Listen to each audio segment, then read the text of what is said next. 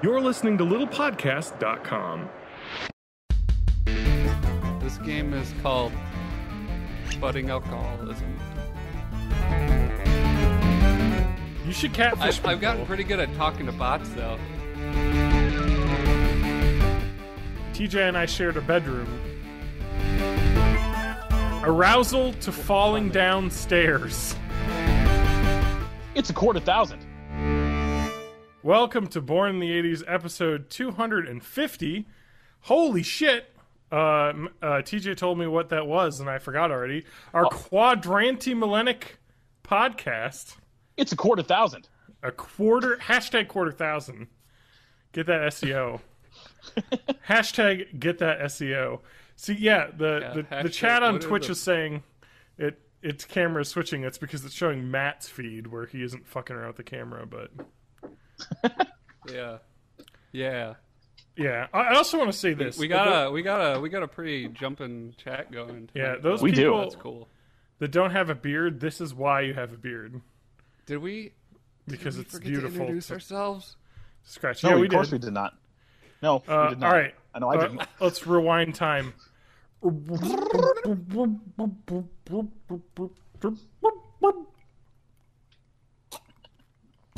Welcome to Born in the 80s, episode 250.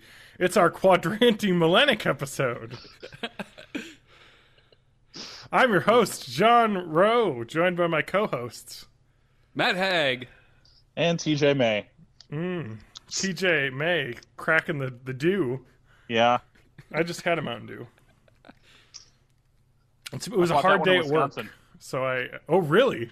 Yeah. That's a Scotty Dew, bringing it down. Scandu. How was the trip It was good. to the northern lands? I mean, I Civilized definitely had a lot on my mind going up there, so it was just trying to decompress. But it was good. I got to see a bunch of people. That's good to Whatever hear. that means. Yep, that's fair enough. You saw people. Saw 4 of my 5 siblings. So how you feeling after last week, huh? Well, it's my 1 week anniversary of getting gun in my face, so Yeah. Surprisingly decently well, for all intents and purposes. I probably I don't want to get too deep into it, but I probably should take advantage of my company's employee assistance program to get a little bit of counseling, because anything's Why helpful. not? Yeah, if you exactly. can get it, you might as well. But I'm all right. Well, I'm glad to hear it. We're glad everyone on the podcast. I'm sure all the listeners are glad you're okay. So we had quite the week, huh?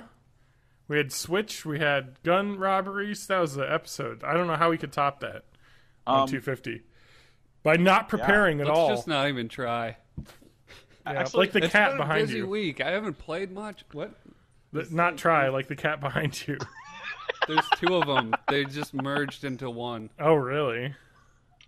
Yeah. Oh, boy. Yeah, I don't know. It's kind of a down week because the Switch dropped, and there hasn't been a lot of stuff in the news because that kind of ate up all the news. It did. So cycle. after having a week to think about it, what do you guys think about the Switch? I don't know. I'm not any better. I'm kind of there too. I was really hyped for it that night because I was caught up in everything. Yeah, and I'm just kind of like, maybe. Well- I feel like I'm not gonna get it at launch. I'm probably gonna get it at holiday time, but that also means I'll probably forget about it by then and just never end up getting it. Well, the thing about getting it at launch is that there really isn't a ton coming out at launch. There's the Zelda game, but I have a Wii U, so I could just buy it on there and then wait to the fall to see what Mario's like, and then maybe get it then. So I've got information with that. Comparisons from Wii U to a Switch version. Yeah, I heard about that. I heard that it's Basically the same experience. slightly different, but basically the same. 720p That's versus pretty 900p. Yeah, Just maybe some low distances, but otherwise, it's I'll be pretty fine. much the same. I can make it. But if we're on Switch, we might as well at least hit a couple more points. So I got some stuff in the notes, but I got one other thing that I happened to be confirmed today. Yeah. Or it was officially confirmed 3 days ago. So you know the grip you get with the Switch? The grip to put your Joy-Cons in? Yes. Yeah. Aha. Yeah, I know what you're going to talk about because I had this confirmed as well, and I was like, come on. So Nintendo has decided the grip that you get with your Switch doesn't let you charge your Joy-Cons. It's just a holder. What? It's a plastic shell. But Really? yet, Nintendo does not make a separate just plastic shell holder. They only make the Charging grip. the deluxe charging grip. Yes. What? I know. Their peripheral strategy for this is really baffling and so- expensive. It's just like, So at least Okay. out of the box, the Joy-Cons can only charge while connected to the console. the tablet. I'm going to call it the tablet or the gamepad. It's a lot easier to Yeah. understand. But while connected to the console while docked.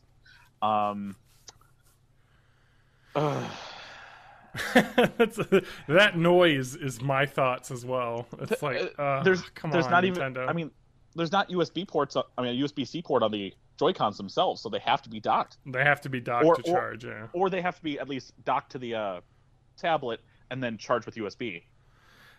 Yeah, I mean, it's But- really not that big a deal if you think about it. Is like, okay, because it's like with my Wii U pad controller, it's like, all right, when I'm done, I put it in the cradle so it's always charged. With the Yeah. Joy-Cons, I'm done playing, slide them back on so they're always charged. But like, Yeah. it's just like, why? Like the charging grip is It's just $30. like one more thing. It's like could, everything wouldn't have been a deal breaker, but it's just like all of these tiny little, it's like death by 1,000 cuts. Each Yeah. tiny little inconvenience is like Yeah. adding up. In a way, you can kind of say the same thing with Xbox, with 360 and Xbox One. You know, if you wanted to get a rechargeable battery, it's always been a separate bit. So it's not too far off. But on the other side of that, I don't think they talked about how long the batteries in the Joy-Cons last. They So- did. They did? Just the Joy-Cons? 20 hours supposedly.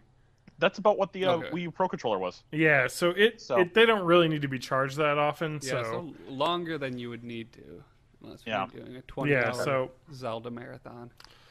it's not that crazy. I mean, whatever. I can't believe the Pro Controller is going to be $70 out of the box, which is $10 more than the Xbox One and PS4 controller. It's Still not pre-orderable through GameStop. We don't know when those things are coming out. We don't think the Pro Controllers are at launch. oh wow. Well, Yeah. you won't really need them because there'll be like 3 games at launch. So, do you really need the Pro Controller? Yes. Probably not. Yes. You need it. I need the Pro Controller. I absolutely do. I love the Wii U one. So, Yeah, I absolutely do. It's my favorite controller of this gen. wow, that's the opposite of what most people say, but I know. I like the PS4 controller. It's incredibly comfortable. Anyway, a couple of notes I want to talk about. So they had talked about their service, their online service, Yeah. and how that's going to cost money. So a bunch more information actually came out today because Reggie had an interview. Reggie, how do you pronounce it? Filame? It's Fils- Fils-Aimé. I like to pronounce it Yeah. the French way. Ah, yes. Reggie Fils-Aimé. He talked about the Nintendo like service for multiplayer and chat and like getting parties and stuff together is going to be a smartphone app, Yeah. not on the console itself. It was hinted at Okay. in the Yes. conference, but But they're saying like literally, if you're going to chat, you might as well not pay for the service and Skype your friends on your phone. Or I don't really Yes. understand. That Like the fact that what? it's a paid service is really weird. Okay, I have a kind of a theory about all of the weirdness that. Oh, the paid service has makes been going sense on with this. because all of the other consoles do that, but they offer I a lot of suspect- functionality with that. yeah. I think that Nintendo just doesn't care about us. I think they just don't care about anyone outside of Japan right now. And, Not like even that. maybe Outside their maybe shareholders. this all makes sense like within the culture there, because it's definitely more of a mobile market. Yeah. there. They're definitely very cell phone heavy over there. They've always Yeah. been. Mhm. Let's see So, here. yeah, They had just people don't who care could about us. they had people who could text on a 10 key faster than we can type on a keyboard. Yeah. It's a weird and wonderful place. Okay. The other thing I wanted to talk about is with that monthly service you pay for, they're like, you know what? Games with Gold offers some games. PS Plus offers some games. We're going to offer some games too. And I don't think we talked about this in the podcast. We did a bit, but go ahead. But we didn't talk about the confirmation that came through the next day, which was the one game a month is going to be a rental. It is not a game you get to keep. It is a game you get for 1 month. I did mention that because that's when I read it. That's exactly what I thought it was. Yes, that's what you thought, and I was like, no fucking way. They're ROMs that they have that are worth. For what is a Nintendo game is $3, like, or $4, like, come on, like, seriously, you can't, like, for the service it's probably going to cost $5 a month, like, you're gonna not give away a title that you don't have to do anything for because the emulation's all been done, like. Now, they did mention that added online functionality, but knowing Nintendo, while they get the, kinks ironed out on the whole thing, I could imagine that the first couple of games, at least, it's going to happen during those trial months before anyone actually has to pay, are probably going to be games that they won't add functionality to, like Pilot Wings. Yeah. There's no reason to add online multiplayer to Pilot Wings because there's no multiplayer to begin with. Well, the multiplayer might just be like a leaderboard, like score attack kind of mode thing. Just Who knows? Try and match your friends' top scores. Which is like, all right, but why am I paying $5 a month for this feature that is not super incredible? Anyway, or they won't be paying at that point, I guess. Yeah. When they first, but like, I mean, this is a ways out, and honestly, I think that they announced all this stuff, and they thought everyone was going to be like, "Oh, cool," and everyone's like, "No." So hopefully they can take a step back. It's definitely wavering. This is not as regular bad Nintendo press as they have been getting. No. There's definitely some excitement there. They definitely sold out what they were hoping to sell out. Because most places you can't even pre-order anymore. No, but that I mean, whether that that's really... Nintendo just artificially restricting the supply. It's 100% that though, because the Wii U sold out for the first 2 months. They sold 3 million units in the first 2 months, and then after that, the next year, they sold 1 million over the entire year. So it's like, a lot of that was scalpers, though. I mean, it could be. And then they were. And then they were stuck with them. A lot of them were stuck with Wii U's because people didn't want to get them. And a lot of them got returned, and the shelves were completely full of Wii U's. And actually, I think Nintendo had to buy back Wii U's, and then they put Mario Kart with them and sold them again as a bundle. It was the white Wii U's they bought back, and then they bundled it with Skylanders. Correct. Yes, they had to rebundle them to sell them because no one was buying them because it was that was the bad one that only had 4 gigs, but the Switch has 32, which is what the Wii U has on board. But people did point out, though. I mean, people were like, "Oh, whatever," but then it supports SD cards, SDXC cards, which I think you can get 128 gigabyte SDHC. HXC, whatever XC, that highest, extra capacity. Yes, SDXC card for 128 gig one might be $50. I mean, you can get a 64 gig one for $10. They know that the XC format can eventually get up to 2 terabytes, and the system internals are going to support up to 2 terabyte SDXC cards. Yes. So, but the thing is that these games aren't high, graphics intense as the other ones. I have Mario Kart 8 on my Wii U, and I downloaded it, and it only takes up 4 or 5 gigs. It's because their art assets aren't as powerful as PS4, so they don't have to take up as much space. But I wanted to talk more about this oh my god, the online service. I wanted to bring up a set of tweets. Sweet rental service. Yeah.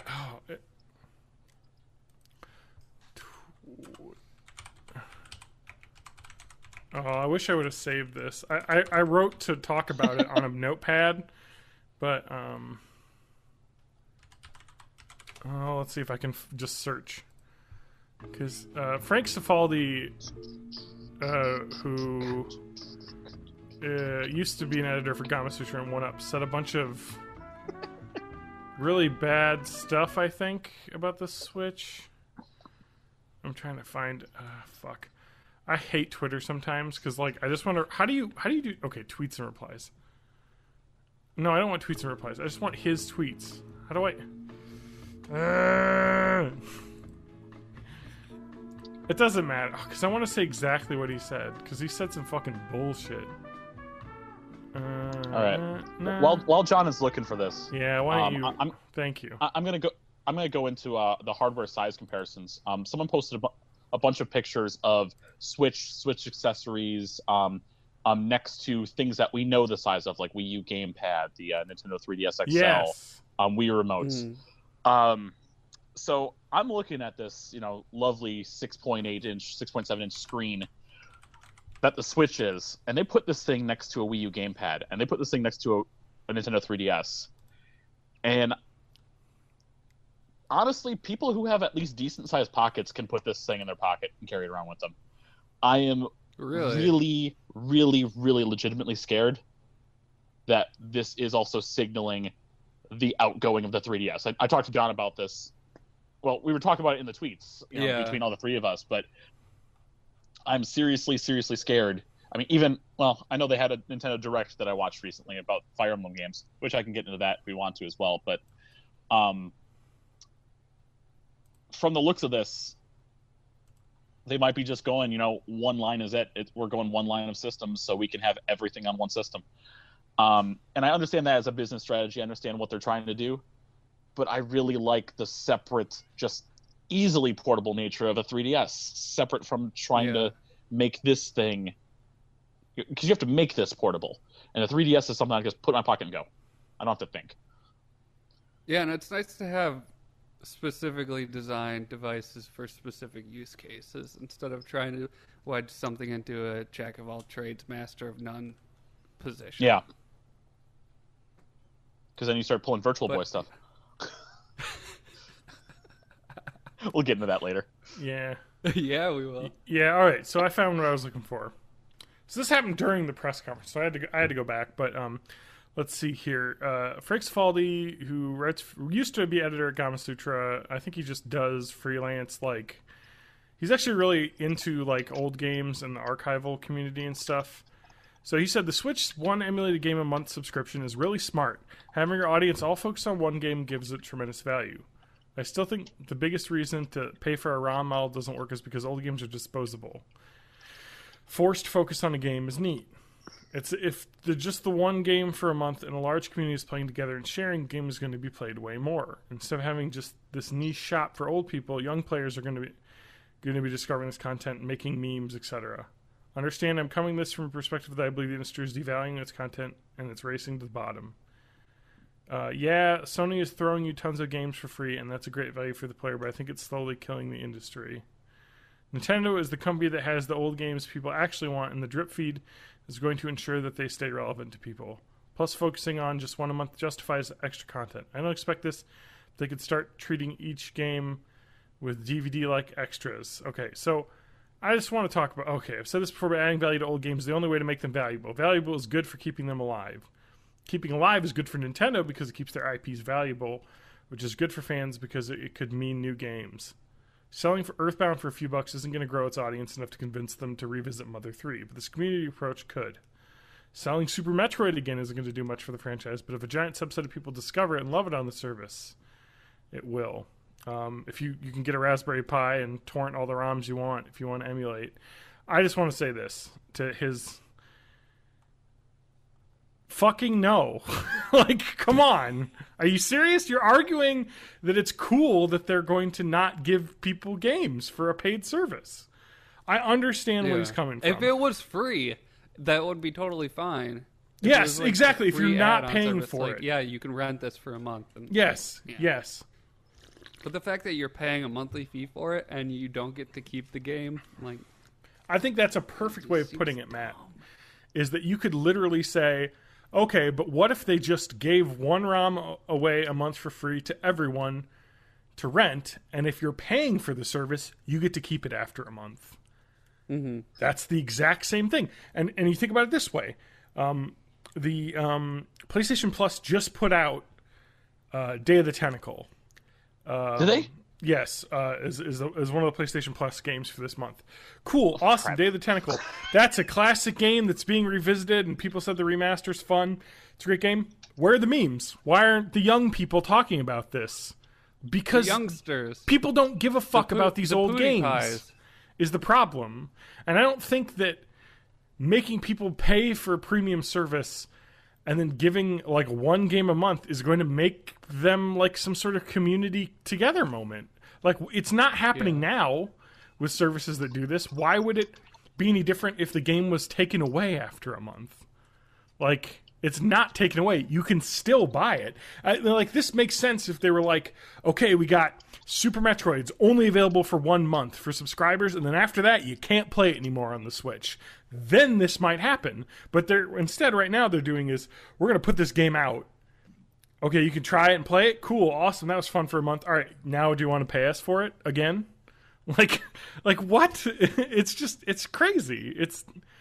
It doesn't make sense to me. Like, it's like how anyone could defend to this. pay a monthly fee and then pay for the games too. I'm sorry, Nintendo. But here's the thing. Totally all up in the air at this point. I've heard from multiple sources that this is all kind of in flux right now. I know they were talking about they had said in a couple press conferences, oh, your Nintendo account now links to all your purchases. So, and they're hoping to do, a lot of virtual console stuff on the Switch, and that'll be tied to your account too. And so it's kind of like, okay, I hope these two go together, and I can, because I was talking to someone else and I was like, if the Switch had something where it said, all right, we got the virtual console day one, it's got all the Wii U and 3DS titles, and all the ones that you've already bought you can use right away, I would have pre-ordered a Switch immediately, because I have a huge library of games that would be fun to not play on my 3DS or have another console to play them on, or I could play them on the big screen then, the Game Boy games that I have on my 3DS or that. Yep. But if I'm gonna have to pay for them again, it's like, come on, Nintendo, these are ROM files. Like, they're like holding on to them like they are gold. I mean, they what did they sell the Pokemons for? $10 a piece, which is $5 more than your normal Game Boy games. It's just Pokemon, but I know, but like, I have my blue cart somewhere over here. I've got my red cart. Yellow. I have red and yellow. Yeah, my brother had blue, but it's just like, I don't know. It's really anti-consumer in my thoughts. Yeah, I don't know. On a complete aside, in terms of the free games with a paid subscription, I forgot to purchase. What's the freaking game? It's Xbox.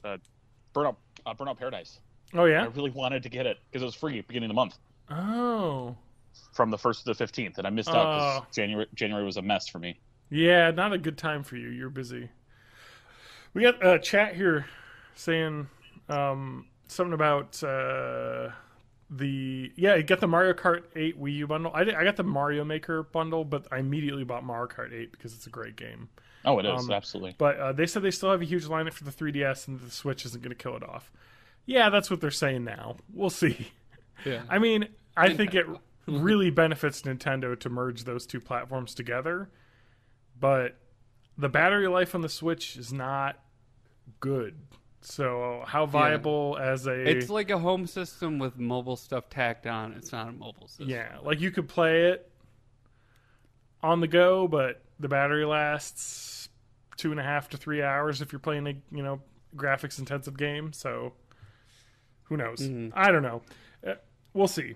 They could have... I mean, people have those... You can charge it with just a USB, and people have those phone charger things, like that'll work out. I mean, if the service is worth it and the games are awesome on it, people will tote that around, even if the battery life sucks. I've heard 3 hours for Zelda specifically. Yeah. What they tested it at. What the hell's getting 2.5 then? I don't know. You know what I mean? Because I said 2.5. The most graphically intensive thing. Maybe something that has to use the Joy-Con's motion, like arms. But who would play that right. portably? Yeah, that's true. If you had the dock and then the two. I don't know.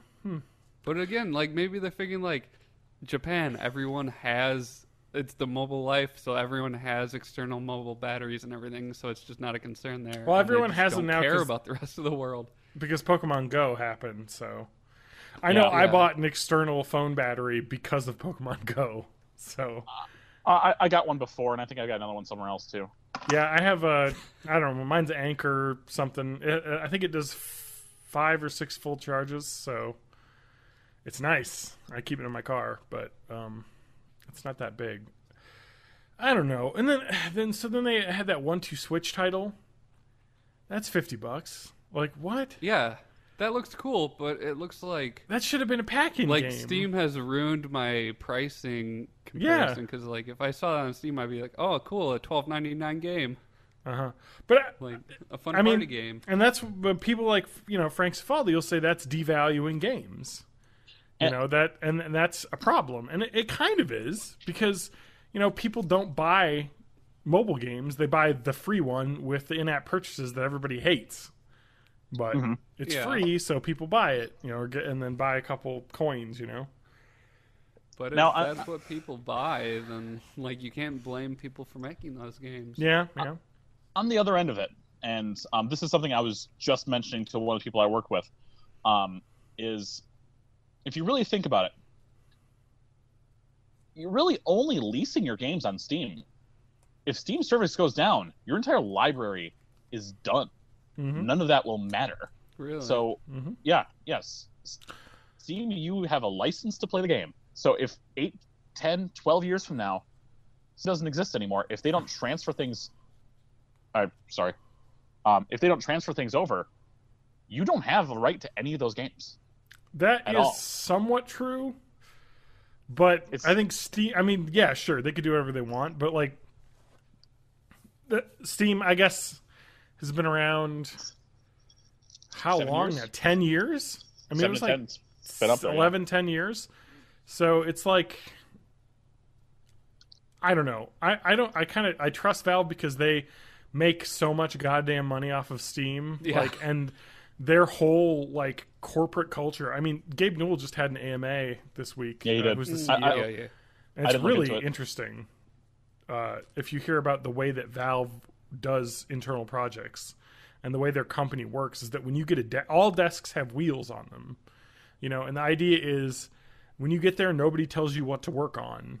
You just decide what you want to work on, and they have like meetings in there where people pitch their projects, and if everyone's like, oh, that sounds like a cool idea, I'm going to come over and help you work on that, and they prototype it, and if it gains traction, and then they'll keep making it. If it doesn't, then they stop, which is why people have said that Half-Life 3 has happened like multiple times there and been canceled internally multiple times because they will only put out games that they think are going to be great and make money. And he said that's why they don't they don't communicate more when they're in development on stuff because they might cancel at any time, and that would just piss people off if they were working on something and then died. I do like that better. I mean, that's kind of the. I mean, that's kind of what happened with Fallout 4. We didn't hear about, other than hints that maybe they were doing something with it. Yeah. We didn't hear about it until 5 months before it came out. Yeah. There was like one leak that nobody believed, and then like the announcement trailer, and oh yeah, by the way, it's coming out in a few months. Yeah. Yep. It's a really smart way of doing things because then and Nintendo's the same way. I mean, with the Switch, we got a little hint teaser, but now it's like, all right, it's going to be out in like a month and a half. So here's an info dump. Like with Blizzard, they had that whole Titan project, and that just tanked. Blizzard kind of did the same thing. They recovered from it because we didn't know anything about it, so they were just like, let's use some of these for Overwatch and go. But if we were like following along the development of Titan the whole way, and then it crashed, I don't think you could reuse any of that stuff. You No. couldn't reuse any of that tech or assets. Well, Or when people you would be think like, about- no, that's the Titan thing. When you think about like Blizzard and the whole Titan debacle, it's like one of the best stories in game development. Like literally, that thing was like we wasted years and years, and we Yeah. got nothing out of it except we got a bunch of art assets and ideas that we used to make Overwatch, which is one of the highest grossing games of the year this year, like last year. So it's like they took a failure and spun, a gold game of the year caliber game out of it. Like that's And awesome. you can see on that IGN documentary that's on YouTube, like watching them talk about it, it's like, yeah, they were completely broken when that project failed. Like, Oh, yeah. They put so much into it, and then just when they realized that it just was not fun to play, like they just felt like broken failures. Yeah, they're like it's and the not fact that they good. were able to spin that off into something amazing is just a testament to like what that kind of corporate culture can do when Yeah. you give people that kind of freedom. Yeah. So working at Valve sounds like a dream job though for anyone, because people talk about how it's like you get in, it's like a secret club where everyone just works on all the stuff that they love working on only. You know what I mean? Yeah. Like you're I wanna encouraged go to there. own, I wanna- and everyone's given basically just free reign, like to do whatever you want, make whatever you want. It's like they just hire the best people, and a lot of people end up leaving because they don't like it there because nothing ever gets done. But some people Yeah. that are into the process and like, I don't know, you know what I mean? It's kind of one of those things that if you're way into the idea of being able to let go of something that you put a lot of time into but isn't going to work out, then Yeah. it's okay. But if you're someone who's like, I want to make something from start to finish and get it done, it's got to be just heartbreaking to work there because you could have something you get 90% Yeah, it's complete. more like being in a think tank than like an actual company. That Well, and they produces talk about stuff. how they do kind of like a game jam thing every couple months, and then they have to pitch to everyone else what their games are like, and then a lot of times stuff gets shot down then. It's just like, oh shit. Like, you know what I mean? You're kind of on trial a lot too, championing your stuff, but I don't know. They make $100 million on CSGO gun skins a day, so they'll never be out of money, or Dota 2 And skins. Dota, yeah. That like compendium they sold to raise prize money for Dota that got into the multi-millions, that's just insane. Yep. Everything they do prints money. Yeah, and that's what they built the company around. Let's build stuff people want. They want a competitive shooter, CSGO, and they want a MOBA, Dota. Like, they just did it. So is Dota the first thing they did, or did they acquire that? I think they acquired it because Dota was originally a mod for Warcraft 3. Yes. That's what I was Defense of thinking. the I was Ancients. like, yeah, it was Riot Games, right? Or is that League of Legends? That's League League of of Legends. Legends, right? Yeah. So, original Dota, Defense of the Ancients, was a Warcraft 3 mod that was just a mod made by modders. And a lot of those modders went off to make...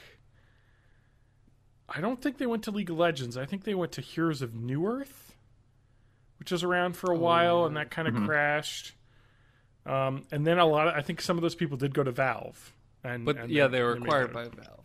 Yeah, 'Cause I was basically. just thinking, like, how crazy would it be if this whole Valve thing spawned off of a Blizzard mod?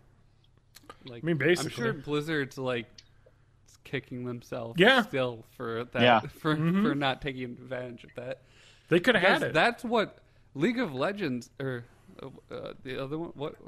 Heroes of Dota. the Storm? Dota. That's the one that I was thinking Defense of. of the Ancients. The one we're Yeah. talking about. Dota is the reason that StarCraft 2 kind of declined in the esports Yeah. scene. Like, that was the only game in town until Dota started rising in popularity. So is Heroes of New Earth still around? I think so. People still stream it. People do still stream it. All right, because that's a MOBA as well. It was really big in 2010 when it came out. It won the Independent Game Festival Award, Audience Award. Pretty good reviews, I don't know, but it's. I mean, like Dota has the backing of Valve behind it. League of Legends has Riot Games, which is like basically $1 billion a year company. It's like you can't compete. I don't know. I can't get into those games. I play Heroes of the Storm. That one I can get into. Yeah. That I like sounds hard. playing Heroes of the Storm. It's not like a multi-million-dollar esports thing, but It's not as stressful. I don't care. It's fun to play. Yeah. So I play it. I should try it eventually. Yeah, I it's think my free. computer can handle it. It's really easy to get into. It's got that classic Blizzard, like, easy to pick up, difficult to master thing. That's what TJ needs to do, though. You need to stream TJ and put up a PC donation fund. I think I'd rather do internet donation fund first to increase my download upload speed, so I can actually use my computer for this instead of my phone. Fair enough. Yeah. That first. Work on it. Work. We've got Jerkoff Dude 911 in the chat says nerds. Hey, jerk off, and 911. Jebzy_U says hello from London. Hello from London. Hello. Is What the late wait? there. Okay. Yeah. Yeah. Sorry. pretty much. I wish there was. Wait, you're on Twitch. You're watching stuff on Twitch and you're calling us nerds. Is it now? Question: Is there timestamps on here? What time is it in London right now? Is my 6 question. We're Central Standard Time, U.S. It's 6 hours plus. It's 4 in the morning. Yeah. 4 a.m. Yeah. What the fuck are you doing? Go to Jadzzy, bed. Don't what are you you have a doing? job? No, they might have a nighttime job. I don't judge. I am happy for everyone to be here. Fair They control enough. us. I don't care. Nerds. Yeah. I love you. that's I went to London once. It was cool. I went to London I watched too. Hustle. What's Europe? I've never been there. London's I would fun. love to. I've been to 6 France a.m. and Europe. Maybe there's multiple time zones. I'm gonna go grab a refill. He meant 4. Okay, cool. I called it. Oh, he meant for it. Yeah. You knew the time better than he did. It happens. Yeah. All right. It's true. It is. Yeah. Okay. Games are fun, but wasting your life talking about games is dumb. That's true. It is. We do this less than 2 hours a week. Well, honestly, you know what's even dumber is wasting your time talking to people who are talking about games on Twitch. I feel like that's more of a waste somehow. Hashtag Anyway, meta. I forgot whatever, to bring man. my cup If with you want to me, so comment, you can. What's up? I forgot to Cat watch. Oh. Yeah. Sorry. I'm just getting caught up on the chat. I forgot to bring my cup with me, so I just brought one of my giant ice cubes in my hand from the kitchen. Oh, really? Yeah. What are you drinking? Still that Four Roses stuff. It's You're still working like on that? way at the You're almost bottom. there. Well, I'm Yeah, look trying at to that. make it last because it was expensive, and I get paid tomorrow, but like this whole week's been a ramen and tuna fish week. Evan Williams. I'm at the bottom. I'll probably finish it off tonight. Yeah. Why not? We're here. So We're having fun. Is Catwatch the born in the 80s version of Baywatch? Yes. There's people defending us in the chat now too. You don't need This to is defend awesome. us, man. Jerk off dude's Well, just you having a can, fun though. time. Fight. All right, if you guys want to fight, that's fine. But anyway, all right. So the Switch is going to be coming out, and I'm not pre-ordering one. I thought about it, but No. I can't. I don't have the money. I'm getting married in a little bit over a year, so I can't. I'm going to buy a house. And I'm getting married to Vive accessories right after. Yeah, you that are. Are you comes going to get out, married? so. Matt, you're going to get married to your waifu body pillow that you're going to. My waifu simulator. Yeah, you're gonna get like one of those body pillows, and then like get like some sort of Vive like thing to put the pillow in VR, so you can just like. They have that now. It's the little puck thing. You could just attach it to anything. You can attach the puck to a body pillow and have your own waifu. Hell yeah! I need a Vive now. I got a whole skip year the until I wedding, have a just real get a waifu. Vive. I could get a waifu right now. Sweet. That's great. Fuck. I do want to get a Vive too, though. That's the problem. There's so many awesome things I want. And my PC can handle it now that I upgraded my video card, so I want a Vive. Get it? I know I'm not supposed to feed the trolls, but I'm gonna respond to the people over there in the chat.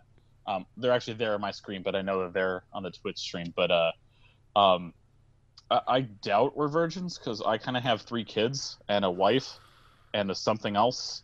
John's getting married this year. Well, this year. Well, no. Some he got people engaged last year. That's what I some meant to say. people like to wait till marriage, so It's just not. you John. never know. Okay. You never know. And I'm a swinging bachelor, which Yeah. means that I troll Tinder and then nobody swipes right. And then Are you catfish man? catfish man? No. Yeah. You should catfish people. I've gotten pretty good at talking to bots though. Robots? How does that work? They're like, How do okay? You say okay. that Tinder is full of like robots. Why? Okay, first off, how does that work? Second off, why are they there? And three, like, how? What do they do? Like, how do they interact with you? I want to know everything. I really don't like this numbering scheme. A lot of them you could tell are bots because they use the same exact like lines of dialogue, and there's warning signs from the beginning, like if they don't have an actual profile filled out or something like that, or if they look like, if their pictures look like somebody stole something from Model Mayhem or like headshots or something. But as far as I can tell, the game is to try and get you to text them so that they have your mobile number to sell to spammers. I think that's the only lucrative thing that I can think that they're doing. That's crazy. I want to just go like make a Tinder account and pretend to be a robot. And then like try and get into weird like conversations with people. Don't worry about the sneezing happening in my apartment. It's okay. That's my tenant. The tenant. No, but I want to like make a robot and then like get people into like this existential quandary of like, is this person a robot or not? And like try and like do the Turing tests, but the reverse Turing test. I want to trick people into thinking I'm a robot. Think I could do that? Fuck with some heads. Matt, how are these related to the Instagram butts that I constantly have following me on Instagram?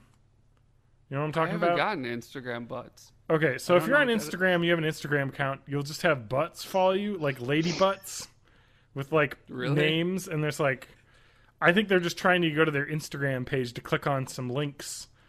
And what you do is you click on the links, and they tell you that your computer has malware, and then it's like, shit, my computer is broken. I need to click all these buttons and say yes, and then it fixes my computer, and now it just shows me Russian websites all the time. So it's fixed. And there's a lot of outgoing traffic from my PC at all times. I'm using up a lot of my data cap. I don't know if what. No. Anyway. There's a really kind of devious email phishing scam going around now. I just heard about that. People that have Gmail addresses. So then it'll have like something that looks like a PDF attachment, and it's just an image, that's like a link or something. So you click on it, and then it takes you to a spoofed Google login page. And you like, if you're not thinking, you just think it's like, one of those things where it like makes you re-authenticate. And Two cats. Then they have your Google login information. And it's really, really weird and really personalized. So like, once they get someone's login information, they get their contacts list, they kind of see emails you've already sent and use that to kind of craft emails to people in your contacts list to make it think like it's a legit thing, to get you to click the link and then get their stuff. Yeah, it's crazy. Yeah, because it shows up as like a trusted sender when they send it to you. Because it legitimately is. They're sending from those emails. For the ones they've gotten already.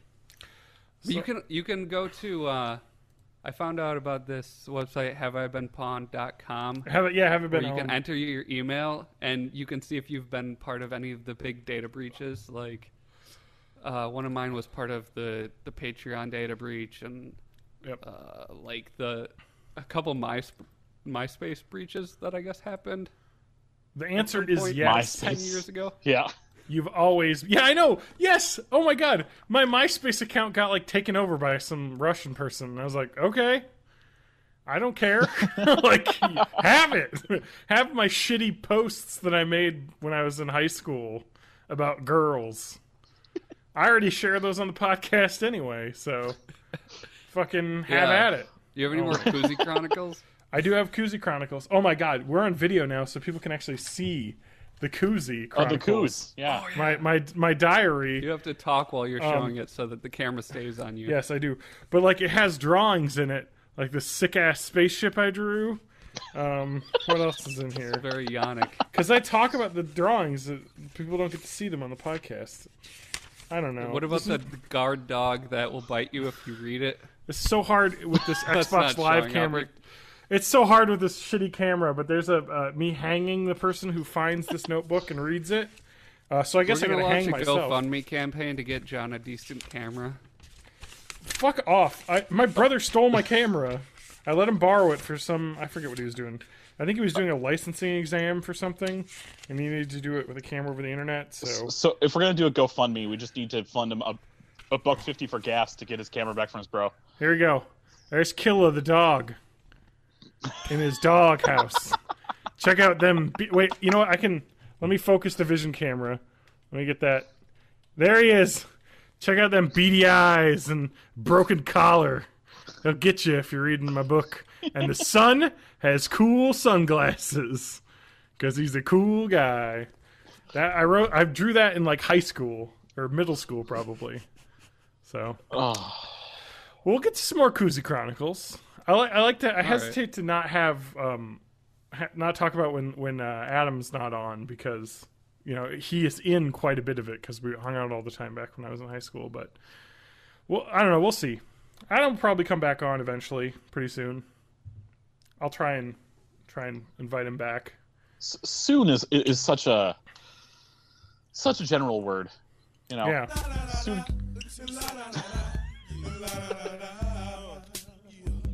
I mean, soon could be 3 years. That's true. Hell, why Like, not? On the grand scale of the universe, like, that's not very long at all. No. We're just drops in the water. That's true, man. That's exactly what someone who is listening to that music that you just played would be asking. It's like we're barely around. You know what? Charge my phone. Talking about that, the craziest thing to me is like someone was talking about this today too. They're like, yeah, you can go to like to Denver or like Colorado, and it's just like I just walk into a store and buy a joint. And that was completely a normal thing you can do now. I'm like, that is weird to think about, Yeah. Like having been through, college. And then if you take it like one state over, you can get a life sentence. Oh, I know, right? If it's your third offense. They so fucking crazy. They just have like on the border of Wyoming, it's just like weed sniffing dogs in a line, just waiting for people to come across so they can bust people. I don't know, man. So back to the Switch for a second. Like, for that paid online service. Stop. Nope. You have to say it right. Let's switch back to the Switch. Oh. Thank you. What could they offer that would be worth a monthly fee? So I actually went into this, and I thank you for the chat for asking this question. I see where Matt got this from now. It's actually the second time he asked. No, I thought of it all on my own. Like, okay, regardless, I want to very answer. good at this. I'll give my answer first because I'm the loudest. No, I think that for me it would be like if they had here's one game a month, but it was like 20 or 30 games, and it was like if you pay us even $10 a month for our entire virtual console library, I would totally buy that. I mean, because then it's like every game. Yeah, like Netflix for games. That would be so cool, and they have the library for it. I would play so many games. Like, yeah, and even if it was just all their first party stuff that they completely own the license to, like that would be enough. Yeah. I mean, I'd be fine. I mean, as far up as what PlayStation Now does. Yes. They do $20 a month for unlimited access to all the stuff in their Now library. Yes, so which rotates, like Netflix. It does, That Now library will have titles that'll go away. I think they give people fair warning too, like this will be gone in a month. So if you're playing it, finish it, or you can always rent it after the fact too. You know what I mean? But they do have a good library. I think it's like 50 or 60 games at a time, where it's just like unlimited access. Play it, over the internet, and it works pretty well. I actually rented a couple games on PlayStation Now, and it works pretty well. Now I'm thinking about it, I kind of want to do that again. Were you the one that it. had issues with what was that game?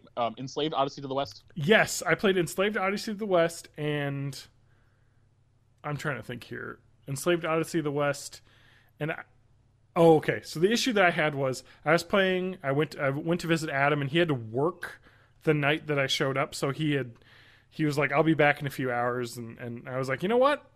I bought this rental. I signed on to his PlayStation 4 with my account, and I started playing it. And I got like most of the way through a level, and then it just like was like, "Oh, your connection's bad. Oops, you better get a better connection or we'll disconnect you." And it disconnected me, and it didn't save where I was. And I lost like 20 minutes of progress in that game. And I was like, well, I'm done. I haven't played it since. It was like, well, I think I did like a 2-week rental or something, because there was like a discount on your first rental or something like that. Yeah. I don't know. And so I just did a month of that for like $2 or something. I don't remember what it was, but I was just like, huh. Well, that's a really terrible thing to have happen. Like, if there was like some sort of save state it could do, like when you disconnected and then reconnect back, but I don't know. That was like literally the first like month it was out. So you mean save states, like on the virtual console? Yes, I know, right? Like, how hard would it be to do that? Not hard. But Enslaved is great. I played probably through like maybe 60-70% of it, and then I played a really hard level, and it disconnected me, and I was like, I'm not doing that again. So, fuck. Anyway. Yeah, that was like when I was playing Fallout Shelter the first time through on my phone. I'd gotten so far into it, and then my phone like errored out, and I couldn't reopen it, so I had to delete it and reinstall it. And since everything was stored locally, everything got wiped, and I was just like, fuck it. And I didn't play it for months after that. Yeah, that's happened with other mobile games for me too. And it's just like, god damn it. A lot of them have backed up cloud saves now, though, which is nice. So yeah, I think like the Fallout one might have that now. Yeah.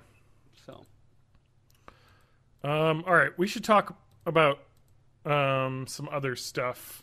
I think, Matt, you have an interesting thing that you were streaming a minute ago, and maybe for people on the chat, if they want to watch, you could stream this later, and people could see this.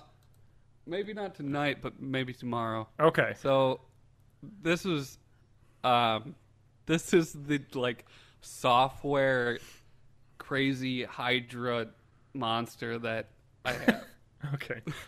So what does that mean? A virtual boy emulator. Okay. With ROMs.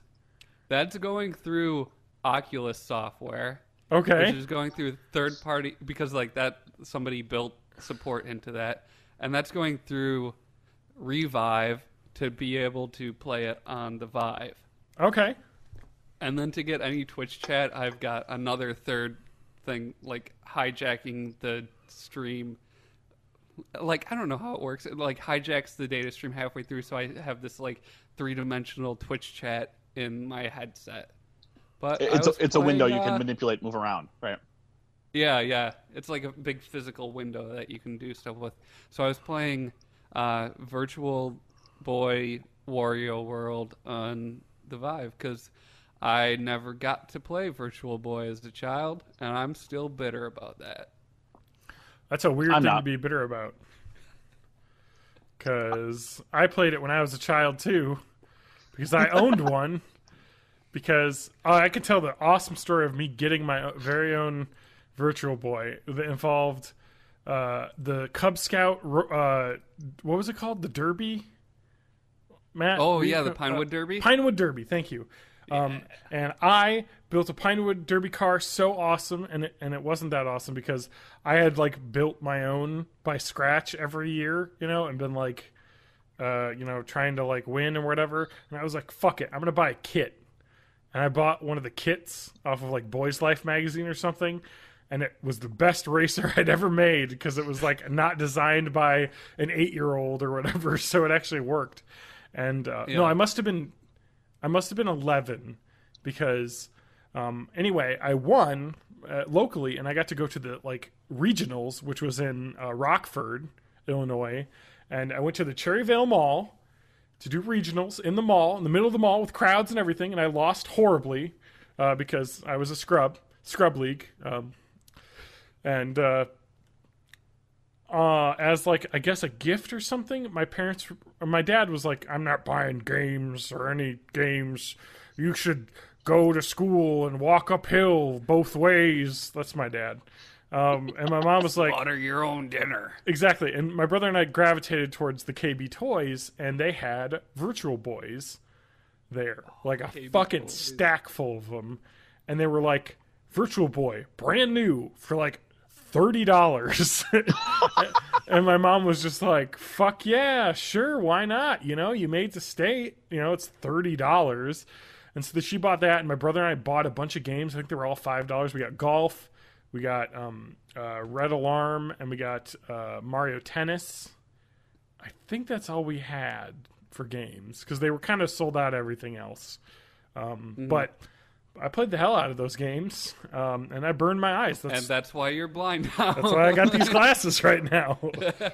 You know what I mean? Because they came out in 95, and so I got to imagine they were clearance rack in 96, so I probably was around 11. So... shit, man. Yeah, it's even like having it adapted to an actual display instead of lasers shooting into your eyes. It's still pretty like abrasive. Just that like red light, and then you can't really move your head around because like like the original Virtual Boy is just this stationary thing. So if you move your head around with the Vive, it just goes with you. So to look off to the sides, you have to like stretch your eyes to like look in your extreme peripherals, and it's how does that work? Pretty irritating. How do you stretch your eyes? Like, you know when you try to look to the side or up, like to the extreme limits of your eye movement, and you kind of feel it strain, like that. That sounds healthy. Your eyes fall out. Yeah, it's like the 3DS when it first came out. Was like, hey, you've been playing for a while. You want to take a break? You know, like, you sure you're okay? Every Virtual Boy game has a warning at the beginning of it. It's like, make sure you take 15-minute breaks because this is burning your eyes. So, you know, it's worth it. Don't look directly into the Virtual Boy while you're playing. Oh my fuck, man. I think Matt. Thank you, TJ, for the quote of the podcast so far. That could be the title. You gotta like stretch your eyes, man. Which is also a thing.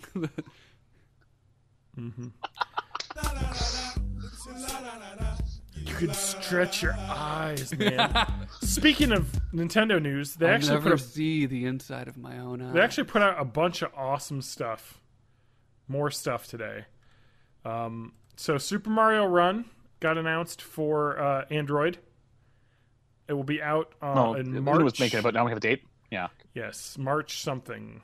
Just says March, in March. So, whenever. Probably around the Switch launch date. Why not? They also announced in 2018 there's going to be a new Fire Emblem game for the Switch. Yeah, that was on the Direct yesterday. So, yep, the Direct yesterday. Yep, and one of the coolest things, though, that I really appreciate is Fire Emblem Heroes, which is going to be a mobile Fire Emblem game, and I was excited for it until I looked at the screenshots, and this is definitely a gung-ho game, because this is Puzzle and Dragons looking ass game going on here. I just, where did I just put that? But yeah, I was in one of my Discord servers, but yeah, I just mentioned definitely getting a Puzzle and Dragons vibe from it. Yeah, it looks a lot like Puzzle and Dragons, which is a great game. I have the 3DS Puzzle and Dragons game. That's really fun, actually. But it's going to have in-app purchases, of course, free and timely updates, whatever. I like this, though. Like, keep making mobile games. I think this works a little bit better for touchscreens than like a platformer. And I have to defend the $10 price for Mario Run, because like I feel like I got at least $10 worth of entertainment out of that. And I would rather have that than just a bunch of free-to-play bullshit popping into my face all the time. I'll tell you this, I'm not going to buy Super Mario Run for $10. That's $5 too much. I've spent more money on stupider shit than that. You know what's crazy, though, is that, like, they're like, hey, we've got games coming out. We're Square Enix. You want to buy Final Fantasy 3 for $20 on iOS? It's like, Jesus. Holy crap. I mean, yeah, that's one way to make things worth it, but I bought those when there was some sort of like year-end like Christmas sale, and I didn't buy it. I forget which one I bought. I bought one of their games for like $3, and I was like, that feels like the right price. I mean, I understand arguments like Frank Cifaldi of like, we've got to value stuff, but also there's a line you cross, like, versus valuing old, games and keeping value and just gouging customers. Like, there's a line there, because and it doesn't really fall on the, like, maybe it does, but I don't think it really falls on the producers of the content to, quote, value the stuff, because if nobody's going to buy it for that price, exactly, it doesn't have that value. Exactly. So you kind of just have to work with the way that the culture is, and like it or not, the culture is kind of that way now. Yeah. So I don't know. It's a rough area for that kind of stuff. So anyway, Fire Emblem Heroes. Yeah. You can vote for your favorite heroes if you have a Nintendo account. So choose your legends. Pick your favorite heroes. I don't know any. I don't know any of these characters because I played the 3DS one that just came out. So someone in the chat wants me to say "I have beans in my ass" in Spanish. Just kind of letting you guys know. Wait. Question: how do you say that? How do I say I have beans in my ass? Tango frijoles. I get it. Wait, yeah, I don't get frijoles. it. Well, he spelt it wrong, but it's tango frijoles in mi culo. I have beans in my ass, which I probably do. I wouldn't be surprised. That's awesome. Cool. Yeah. Appreciate it. Or you're over there. Jay in the chat's asking what old retro games would we like on iOS or Android, right. and I want Mega Man. Just I straight up Mega about Man this. 10. Okay. One of the biggest problems to bring retro games to iOS or Android is those games suck on a touchscreen. Yeah, all the games that require pixel perfect jumping and whatnot suck on a touchscreen. So unless you're using controller, there are only specific ones. Turn-based RPGs work really well. Game shows, but usually have better versions. Latency? No, it's just you don't have that tactile feedback, so you can't really feel what you're pushing at the time. Especially, unless you're using a Bluetooth controller, those are really, really horrible games on the system. So the fact that Mega Man 1 through 6 are now, I think, available on iOS, maybe Android too, but I know that they just did that recently. Yeah, it was in the past 2 weeks. It's a Capcom money grab, but I probably won't recommend it unless you're using a Bluetooth controller. Yeah. Well, like, what about the haptics? There are things on the iPhone that feel like buttons because they have that like crazy haptic thing going on now. Yeah. And I've seen the one they made for touchscreens, but that I would. The feel of the buttons, they feel good, but when you actually push them compared to when they're actually touching the screen, there's a little bit of feeler room. There's a little bit of getting used to it that just isn't there. And I don't think I can get back to that. At least not for a game that really, really requires precision timing. A Metroid might be fine. Mega Man's probably not. Blaster Master should be okay. But maybe not something like... what else required really? Ninja Gaiden. I wouldn't do that on mobile. Not at all. I'm talking old Ninja Gaiden. Okay, what if I really sucked at Mega Man to begin with? Yeah. Oh, don't even bother on mobile. You're fine. No, I haven't. I haven't seen the NES controller they made for iPads and touchscreen. Someone brings up in the chat. It goes on top, and that's what I was kind of referencing. It actually goes on the touchscreen. Have you seen those awesome docks that they make? Where I think it just turns the phone sideways and you dock your phone into like a Game Boy, and it plays like a Game Boy. Oh, because it has buttons that do like the touch buttons. That seems like a really cool thing. I actually have a PlayStation emulator on my tablet that I've played a bunch of Suikoden 2, which I need to continue. I want to beat that game. Maybe I'll do it on stream. That'd be cool. I need to play that game because I love JRPGs, and that's like the granddaddy of all of, like, good storytelling and stuff. And then my favorite game of all time is Lunar Silver Star Story Complete. I never played I it. played that a bunch. I don't know. Maybe I play that on stream. Why not? Huh? Yeah. I should, because I think the Bluetooth PS4 controller works with PCs really well. Yeah, and tablets. Well, I also have an Xbox 360 controller, which works really well as well, and that would probably control just about the same. That just, like, plugs into USB, right? Or you get, like, an adapter for that? He's got the wireless adapter. Yeah, I have a... There are games that I accidentally bought on Steam and had to return because I didn't have a controller. Here's my controller wireless dongle. Those are hard. Well, maybe not as hard to find now, but about... They were for a period where it was really hard to find them.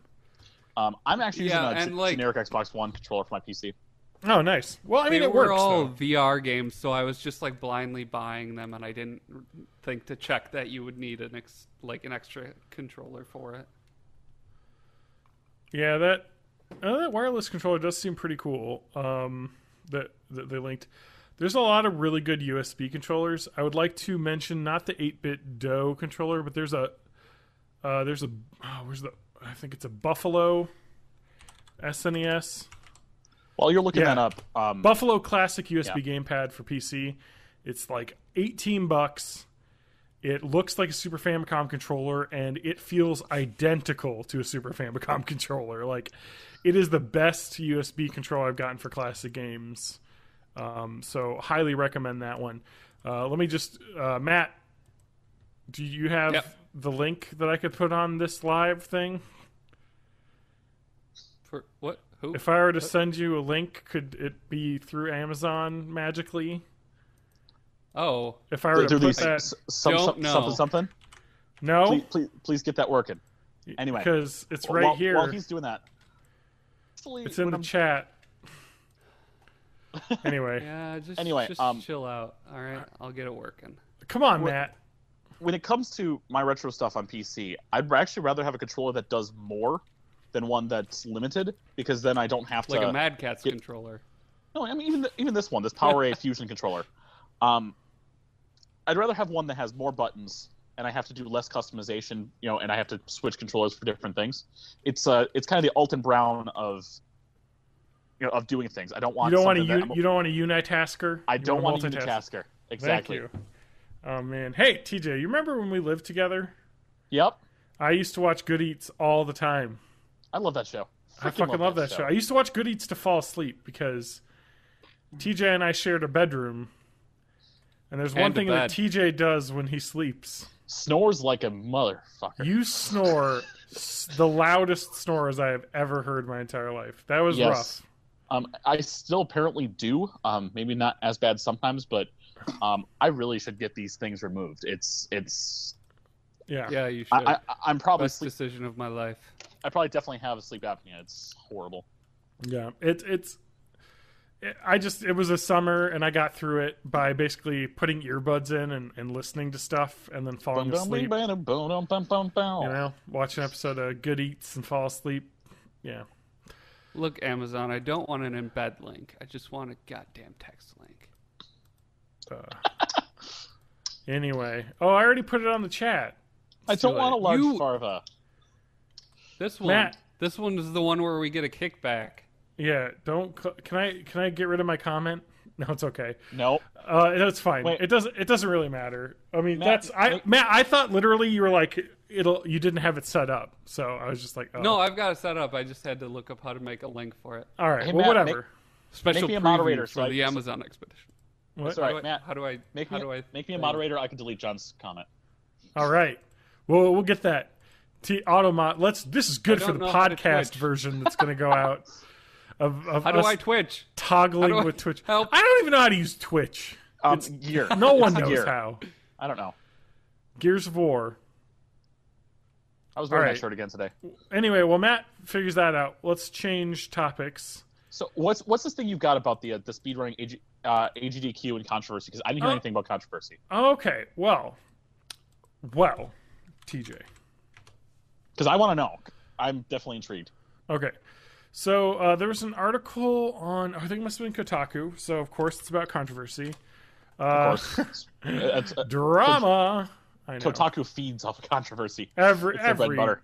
website does too. I mean, like, oh, let's find the exact article because I want to get this. Okay, this article's called "As Games Done Quick Gets Bigger, So Do Its Controversies."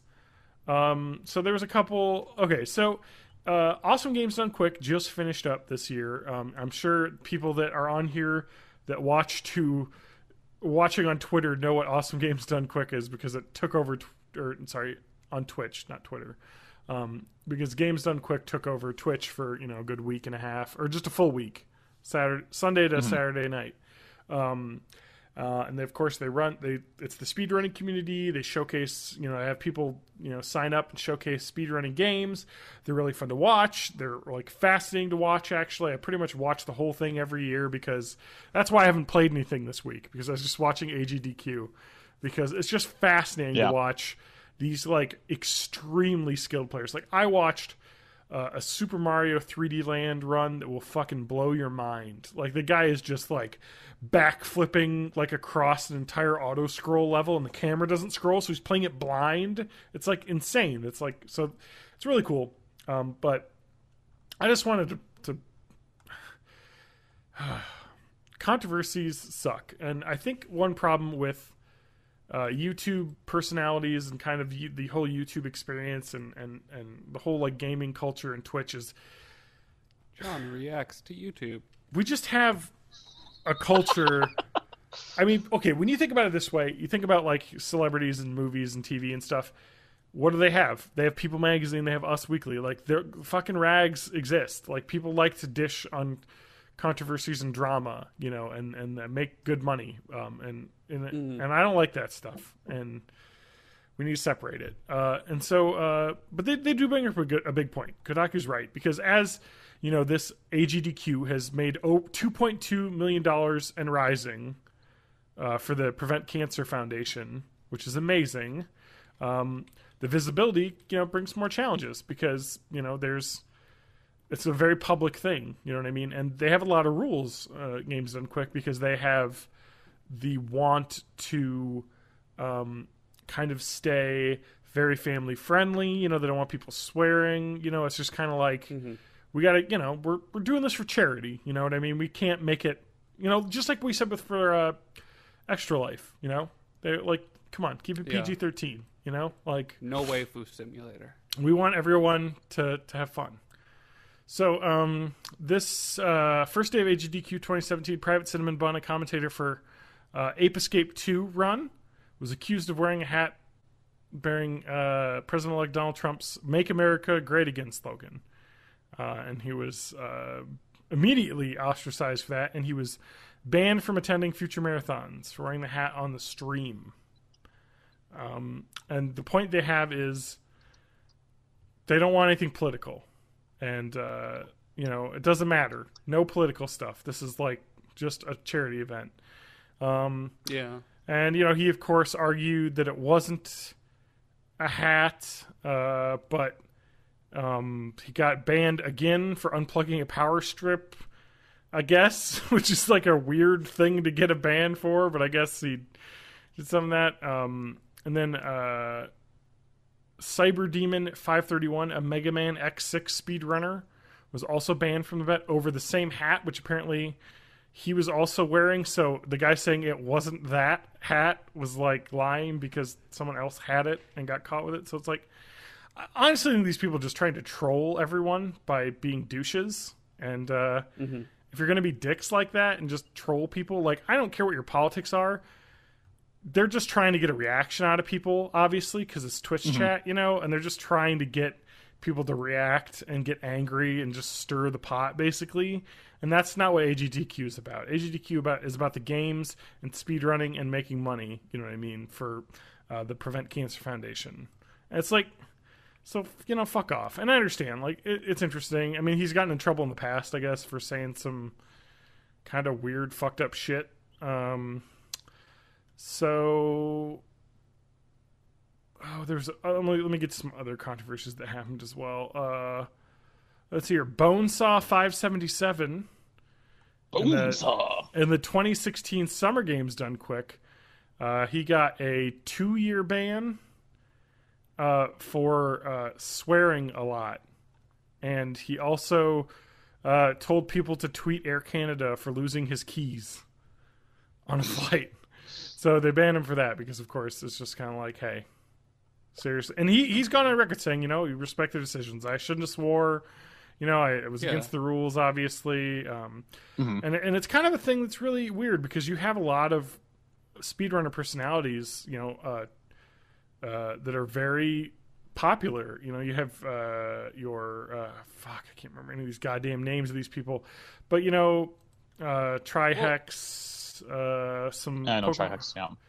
Just some really people who are really popular on Twitch outside of the streaming community, and let's see. So you're basically representing a brand, and these at are this people point, that are not used to that sort of thing. Like there's no training for like how to be a brand ambassador or like. They're just dudes that play video games, and then they got thrust into this position that they have no experience for. Exactly. So, these are as someone in our Twitch chat would have said, these are nerds. Nerds. A bunch of nerds doing nerd shit. Who cares? But yeah, you know what I mean. Like they're not PR trained personalities who are on TV, whatever. They don't have Twitch, handlers. Yeah, exactly. So it's actually really interesting because there's a little break in the community because since it's blown up so much. They're saying that the Games Done Quick's partnership with Prevent Cancer Foundation is like an official partnership, so they have much more rigorous standards, with the event rules and stuff, and stricter enforcement. So people are like, well, how are we supposed to have fun and be our Twitch personality selves and have to worry about saying something that we'll get obsessed on over the internet and get us in trouble? That's what makes you a professional, being able to do those things. No, I understand. Together. Yeah, I think it is really kind of messed up though, because there was a minor Twitter ado over the Wind Waker run by Linkus7, who referred to Narcissa Wright, and this is insane. I mean, I am a fucking 100%, cuck, fucking left, bleeding heart, liberal. I don't know what else people SJW trash that people want to say, but the Wind Waker controversy really pissed me off because Linkus7 drew criticism this year after the runner referred to Narcissa Wright by her pre-transition or dead name, since using a trans person's pre-transition name is considered a way to dismiss their gender identity. Some viewers were left asking why GDQ did not curb such behavior from runners. Well, first off, I have no clue who the fuck Narcissa Wright is. But Linkus said Cosmo, which if you've watched a lot of Ocarina of Time, I know Cosmo yeah. as Narcissa Wright's name before she transitioned was Cosmo, and a very famous runner who did some crazy glitch exhibitions and is an awesome person, and she's great. And he just, I don't know, I think it was just an offhand name comment. And it's like, are we really going to blow up over someone just name dropping? Like, for clarity, it's like he wasn't doing dead naming is it's a bad thing. Yes, but I don't think he was it's like, exactly. It's like it's like an with intent Mercury. thing. If I accidentally call him Tyler, that's one thing. But if I'm doing it as to like make a point of I do not accept your transition, that's another thing. And that's the thing that's important, and that's the problem because on Twitter and on Twitch chat, there's no room for intent. It's immediate reactions only. And oh shit, how could they said that? Obviously, their person is a terrible person. All right, so I was listening to 80% of that. This person didn't really get in trouble for it, but sorry. So former Cosmo's not Cosmo anymore? Exactly. I didn't know that either until they said Cosmo. I was like, oh, that's who they're talking about. You know what I mean? Because I didn't know all this because I don't follow the speedrunning community super well, and I was like, oh, okay. That person is awesome. I'm going to refer with her pronouns, but yeah, her runs are awesome. Doesn't matter who she is. She's a great runner. The worst part is I hope that's who that is because this Kotaku article, it does not say the pre-transition name anywhere in the article. being like super careful not to use it. And it's like, okay, but I don't know who you're talking about. Because like, yes, before Caitlyn Jenner was Caitlyn Jenner, she was Bruce Jenner. You know what I mean? Like, okay, good. That's who she used to be. Okay, that's just her history. You know, like if you just say Caitlyn Jenner to someone, they're like, you know, obviously that's a very famous person, so people know who she was before. But it's like, okay, we can't like step on people's toes for like, as long as you're using the right pronouns, what's the matter?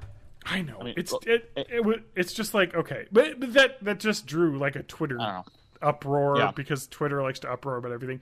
GDQ didn't get mad at anything. But I mean, if you watch it happen, it's literally like an offhand comment, like, "Oh yeah, if you like watch, you know, Cosmo streams, this is that." I mean, it could have just been literally been like, "Oh shit, oh yeah, sorry, I slipped up." You know what I mean? Because I've known this person in the speedrunning community as, you know, Cosmo for so long, and the transition was pretty recently. It's like, anyway, but you know, and that sucks though, because in the gaming community there is a lot of like bigotry and misogyny. You know what I mean? So it's kind of like, it's hard to like tiptoe, you know, because you kind of have to, because just the community is just so.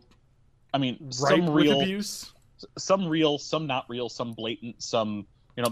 There's such. It's hard to give the community a benefit of the doubt, you know. With the it really is. There's definitely more real than not real, so yeah, we're kind of fighting an uphill battle.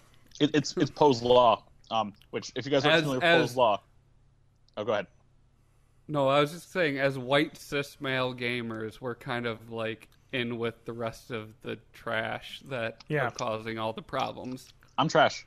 It's fine. I know. Just call me trash. It's fine. But no. But what I'm saying is basically it's Poe's law. It's kind of hard to. It's so far removed from normalcy in terms of like in-person conversations. It's hard to tell if it's someone playing a role and faking this, or if someone's so in that diatribe, you know? Yeah. If someone's, you know, that much like that person, or if they're just, you know, playing a role. You can't tell the difference. Or if they're just trolling or like... Yeah. I think that... you can't even tell if somebody's being genuine or sarcastic on the internet most of the time. Like, it's all... A lot of it's down to how you take it. Like, when I read Reddit... I read a lot of stuff that could be either horrible sarcasm or like people agreeing with me. Yeah. I think it just really sucks because it's like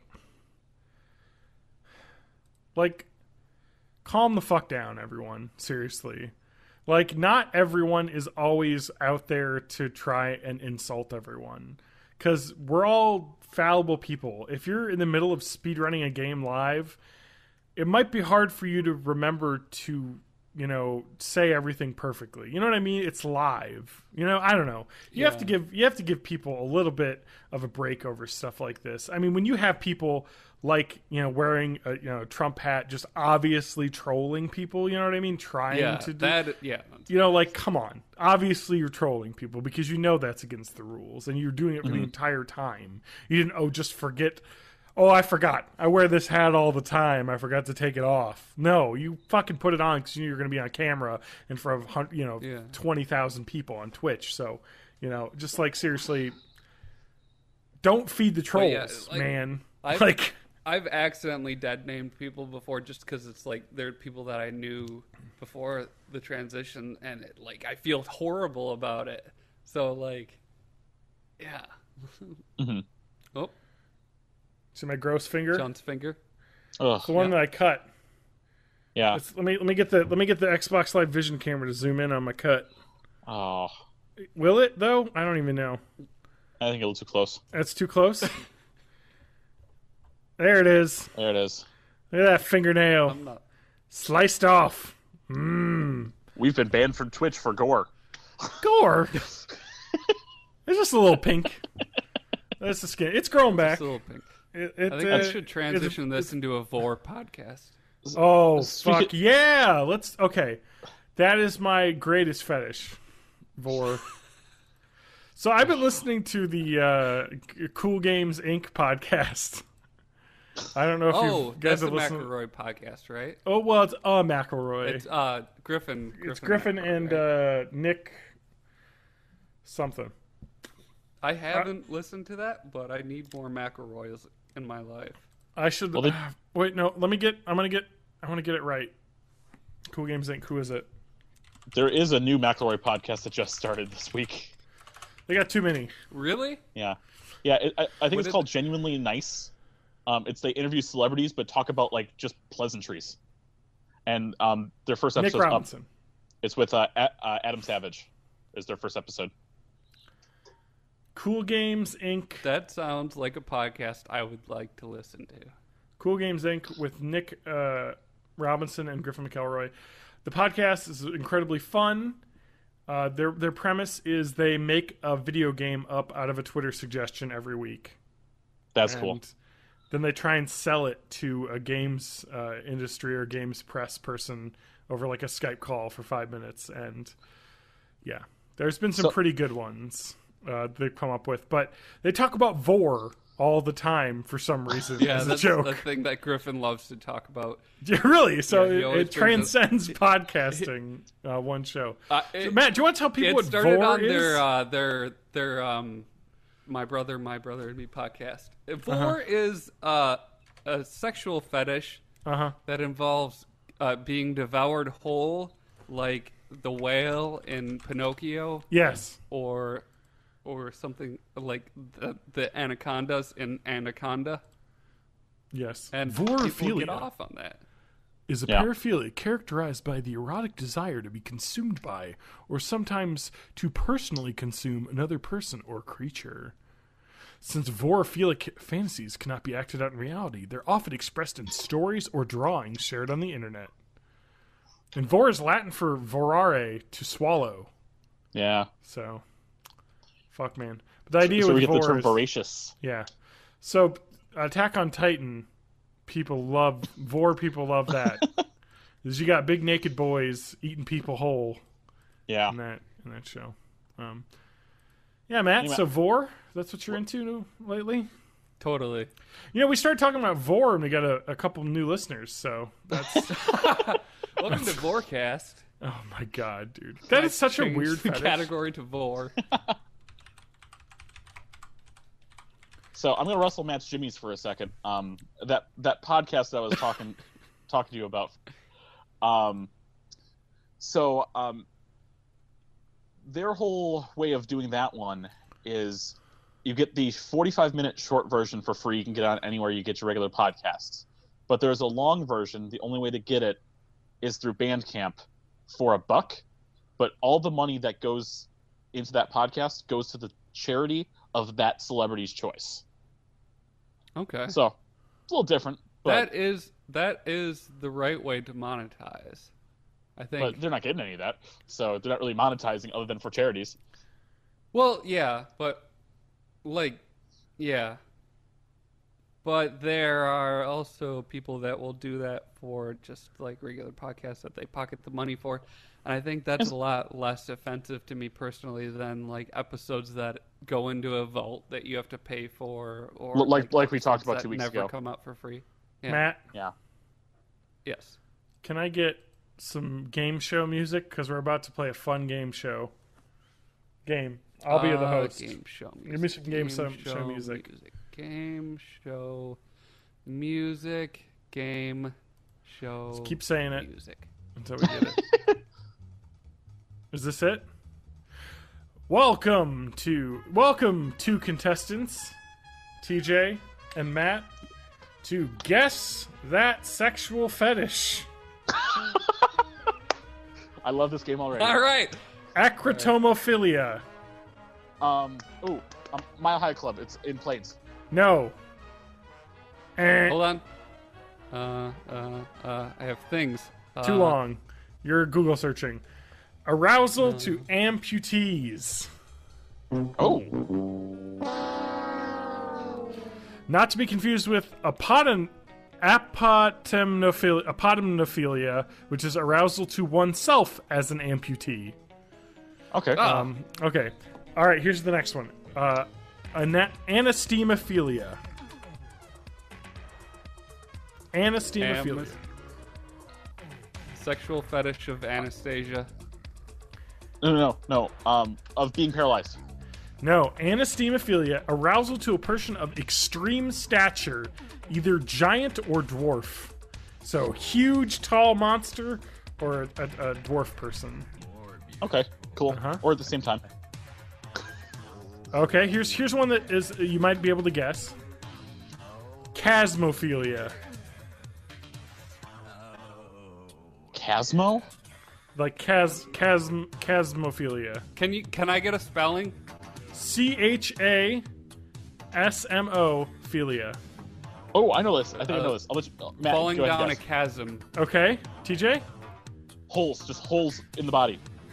Nope. Holes all over. Matt is correct. Arousal to caverns, crevices, and valleys. Not falling in one, but just to like, ooh, check out that I crevice. bet there is one for holes in the body because there's like, I've seen. what is it, I've like seen, trichophobia? There's fear of it.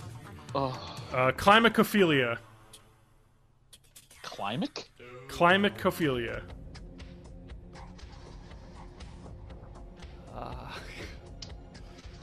Too long. Arousal to falling downstairs. That's a thing? That's a thing. I right. have a picture of me from college laying at the bottom of a staircase. All right, here's one you guys pull it can get. Here's one you can get. I'm gonna go quick. So first to buzz in, first to shout, it wins. Coprophilia. Snakes. Nope. Wait, cobra? Coprophilia. COPRO philia. Think of coprolite.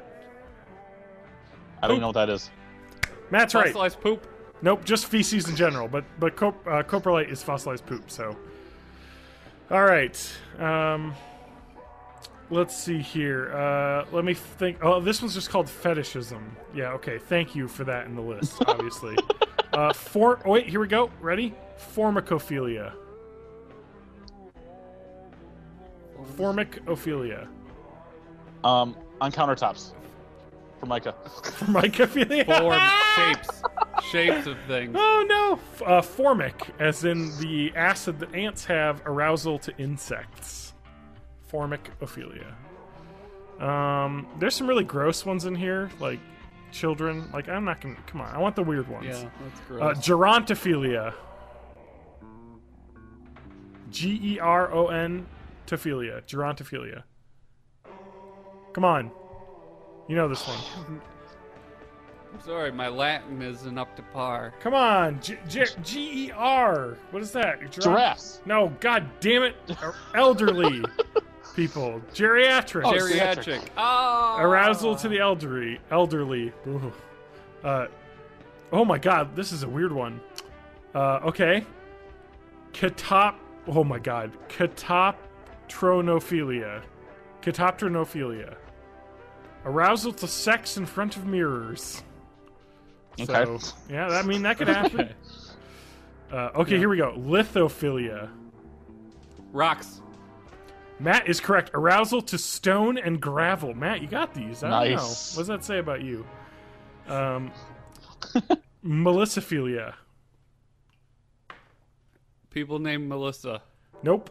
Arousal to bees and wasps. Oh. All right, nasolingus. Oh, Nose? licking the nose. Having Nose sex with someone's licking. nose. TJ had it. Nose licking and sucking. Lingus is the tongue. Objectophilia.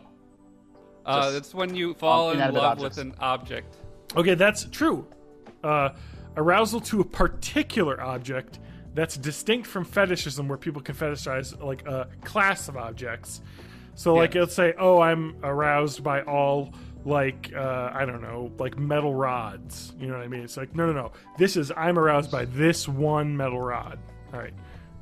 And I think it's more like, it's not specifically an arousal thing. I think people actually fall in love with inanimate objects. Yeah. Yeah. Yeah. Podophilia. Podophilia. Feet. Yeah. Oh, you guys, I got to give Matt 75% of that because TJ said it a little bit late. The Tarantino philia. Celismophilia. Stars. You'll never get this. Arousal to stuttering. Stuttering. Oh. S-P-S. I was thinking like cellulite. No, P-S-E-L-L-I-S. Mophilia. Okay. I'm sure the chat is loving this right now.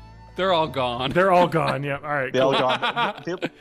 They left before we scared them away with Vor. That's true. All right. Here we go. Stygiophilia. Stygiophilia. Arousal of the Stig from Top Gear. No. Crap. Sigma. Name calling. No. Stygiophilia. Arousal to the thought of hellfire. One of the circles of hell. Stygia. Okay. Hellfire and damnation. Telolophilia. Arousal to reproductive aged adults, which I feel like is just most people. Arousal. Just general. Okay. Let me see. Teratophilia. This one's a common one. The ground. Earth? No. So it is teratophilia, but that's arousal to those with congenital deformities. So, like birth defects. Transvestic fetishism. Well, that's pretty self-explanatory. Oh, just people who dress Correct. as the other genders. Voraraphilia. That's eating Wanting to another swallow person's another. body parts. Yeah, it's not. Yeah. It's similar. Okay, Vor is more like being swallowed, right? This Yes. is like the counterpart. Xylophilia. XYLO philia. That is arousal. I'm gonna go weird. Yeah, go. Ribs. Okay. Expose ribs. No. Xylophilia is arousal to wood. Like the xylem in wood. Okay. Oh, gotcha. Xylophilia. All right, And so that's what... where xylophone comes from. Yeah, so what is our... they got Vor on the McElroy Brothers podcast. What do we got? Which one's ours? Huh? Which one of these do we like? I like frauderism. Dendrophilia. What's frauderism? Frauteurism is arousal to touching a stranger surreptitiously in a crowded place. It's like I don't brushing that, up against that a seems person. unconsensual. Yeah, it's true. We want one of those harmless ones. Harmless one that's weird. Food fetish.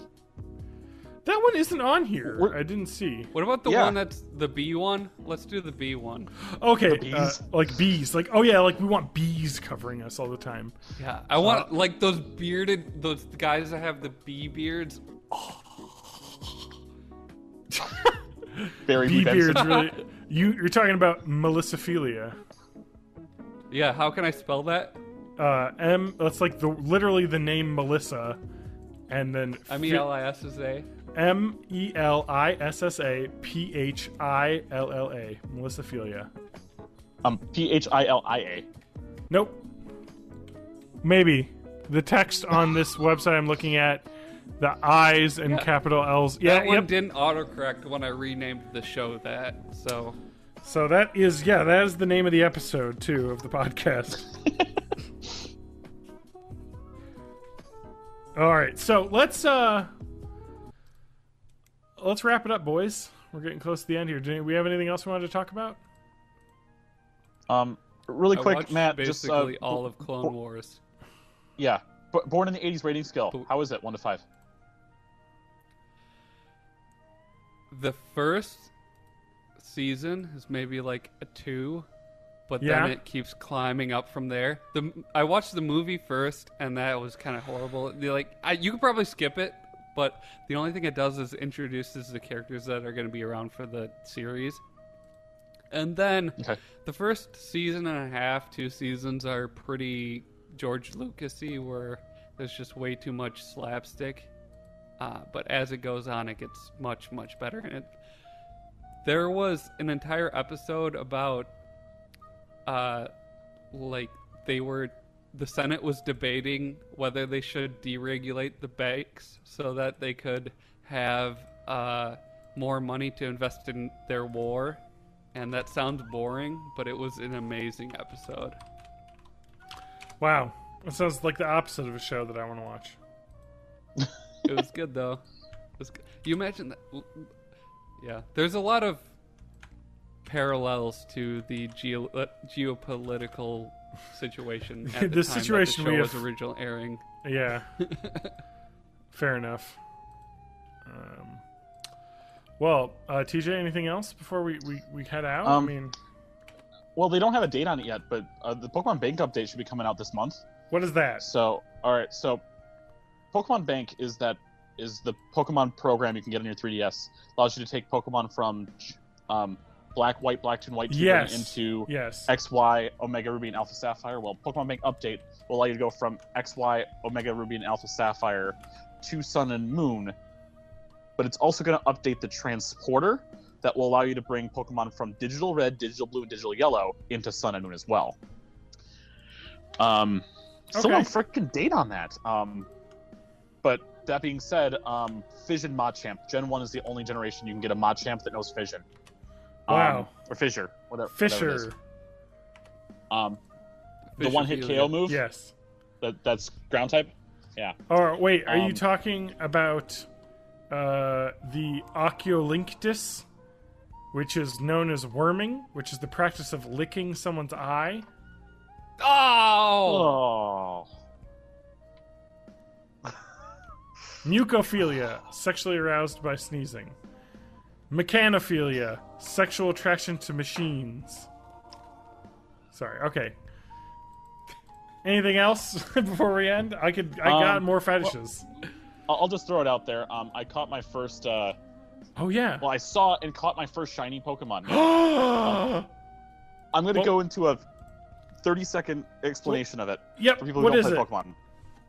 Okay. Well, it's a Roggenrola. Which is dumb, Oh, but boring. I know. But for anyone who doesn't play Pokemon, Pokemon has this thing called shiny Pokemon. Just alternate colored, the same Pokemon. There's nothing else different other than coloring. But everyone goes, boners first into it. I know I do. I like to go boners first and then Pokemons. In the You got old games, it was about a Pokephilia. 1 out of... It's about a 1 in 8,000 chance to see one. They kind of upped it to about 1 in 1,000. So this is my first time seeing one that's not an event Yeah. alternate color. So The Roggenrola super happy. alternate color is really boring, too, because it's just purple. It is. Instead of black. But I guess its evolution Anyway. looks kind of cool. So, Yeah. neato. Well, thanks everyone for listening. The website, as always, is borntheeighties.net. You can find us there. This Twitch channel has Matt doing stuff. I have got a YouTube channel where the podcasts are on. I think that's just... I don't even know what my channel page is called. Is it literally just YouTube John Rowe? Well, that's the name that pops up, but let me see if the I forget page is what something like else. the page link is. How do you even get to know that? I don't think you can get a page name to it until you actually get a certain amount of subscribers now. So Oh, your I channel thought- name Oh, jeez. is capital U, capital C, number 5, capital U, capital E. Oh Capital M, my 9, God. Capital T, small K. I'm not going to finish it, but Those bastards. How do I change my name? You can't change your name, though, because it's like your Google Plus account name. I just could change realized that to why Google we got Plus. a bunch of viewers for this show. what? When why, I what shared happened? to Twitter, I accidentally shared to my personal Facebook page too. So that's why, Oh, you got a bunch of people from your work. Okay, Yeah. that makes sense. that's cool though. I should do that from now on. I see Matt going live for episode 250. Well, we did have a lot of people on, so thanks for That was fun. listening. That was really Yeah. fun. We're going to keep doing it that way, and we may stop broadcasting on YouTube. I If don't we know. do that, I might try to do it from the computer again, because maybe Google Hangouts Yeah. without doing Google Hangouts on air might be better for me, and my regular internet could do it. Plus, this is taking so much more data, so I really can't Yeah. maintain this. Yeah. Sorry about that. We could make the That's episode all right. shorter. No, I don't How want do to. I? So, okay, there's like competitive eating happening right now on Twitch.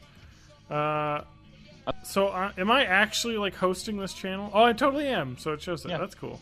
You're hosting. I'm hosting. I have hosting. 8 Twitch followers. TJ has I do have the most. 11. No, Matt has No. 11. Do I? You I just had had 9 at before least tonight. Yeah, I yeah, got two Apollo more. and Yes. Jesus. Yeah. Oh shit! I don't have am I any. at? I don't I'm even at know how to 19. find out. I'll just go to my channel. You have 19. I'm 19. Yeah. I have the most YouTube followers. No, I don't. Matt probably does too. I have nothing.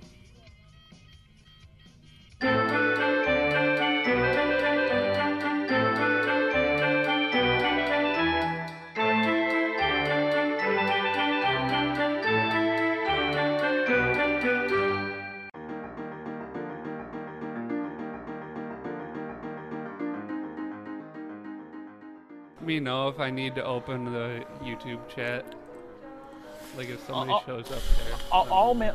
I'll manage the two chats, and I'll throw mine up just because I think I don't know if I have the most followers of the three of us on Twitch. Probably not, but I don't have You probably any. stream the most. I don't stream like ever. I haven't streamed in like 2 months, but whatevs. I need to get back into it. All right, I'm gonna listen to the audio. Matt, you playing want to RBI turn the music off for just a second? I was playing RBI baseball the other day, but I Need wasn't to streaming it. balance. Sorry. He's not sorry. Matt, can you talk a little bit? Yeah, I could talk. I'm talking right now. I think you're a My little bit name's quieter Matt, than and I like us. to Eat butt cheese Okay. for dinner. I think I'm the loudest.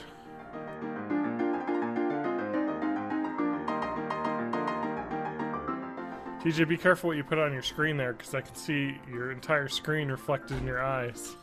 Yeah, it's just your YouTube channel right now. Nice. Hey guys, check this shit out. I'm gonna give myself a little Dutch courage. And by Dutch, I mean Kentucky Hey, courage. pause. It's every game, Shane Jordan. This game is every game. This makes the best noise. I'm gonna do it This again. this game is called budding alcoholism. It's called SEO. It's our game of life on the internet. Alright, I'm only gonna have one. Just a little bit to open up the senses. Pop up, pop up, pop up. Just a little bit to take the edge off. I'd like to mention that I am drinking in my Batman Forever glass that I got from McDonald's when I was a child. So I got there's the Joker or the Riddler on this side, and the cool Batman Forever logo.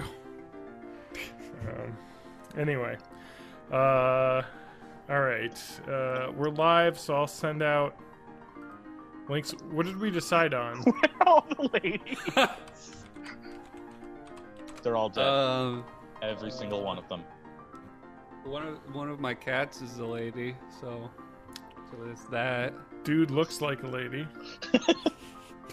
What? How do I? Oh, hey, am I streaming too?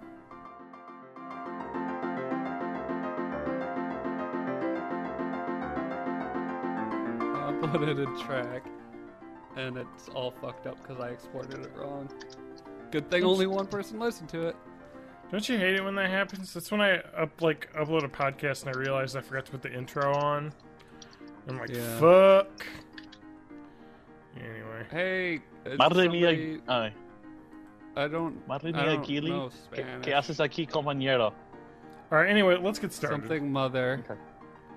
I dare the guy with the beard to slam dunk on that basketball hoop. Kind of. He'll do it. He will I don't totally do have. it. I don't have my ball. He'll just dunk his glass. You in don't there. have It's fine. balls? I don't know where the ball went because the cats played with it. This is gonna be our one problem with being on Twitch. Dear It's- God, it's that's too some loud. music. You Why? are set up on IRL, aren't you? I didn't look. Oh, you're streaming talk shows. Talk show. That's close enough. Is that We're gonna talking. work? It's a show. I can Yeah, slam talk show. dunk. It's a talk show. Hey, I got a ball. I got an assist. All right, so Let's start the fucking podcast. wait. Before we start it, I need to. How do I make my camera the number one? Can you guys talk now? Does it? We switch are number one. What? Yeah. All right. I'm gonna slam dunk. Oh, What was I doing? okay. Yeah. He's gonna slam dunk.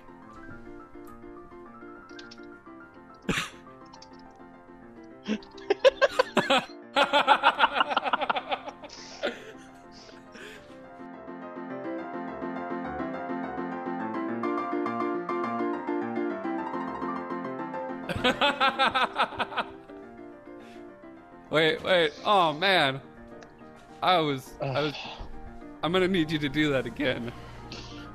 No, I think we're all right. Put you on head. Hang on. It's backwards, so it's like I gotta point to the chat and I have to say, "See what you did to us." Yep. See what you did to us. I don't know have how my to shit get. all windowed out, so I don't know where anything. I don't know how to get it to go to the auto camera again. As long as you unclick yourself, you're It's fine. doing We're it. Good. Yeah. Yeah, we're autocam. Oh, it's because I clicked on TJ, so I can only see TJ now. Yeah. Yeah. That's on your end only. I know. Okay, good. As long as it's doing the cameras, let's get started. Let me just stop being out of breath from running upstairs, slow motion.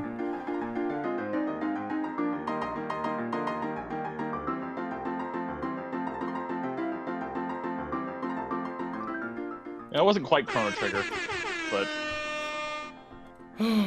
Welcome.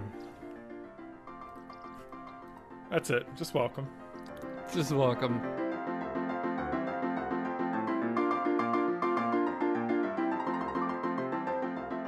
I don't know how to do that. You have to hit the cameraman button on the left. And now I think if you guys talk, it'll switch, right? This is Nope. super entertaining.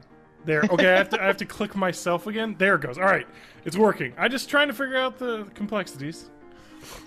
we're all complexities. It's fine. Yep. I'm ready to start, Matt. If you want to just back the fuck off with that shit. Look, I learned from Adam. All right, we start at 9, which means 9:30. All right. I could go back to playing Virtual Boy. Welcome. Are you ready? No. All right.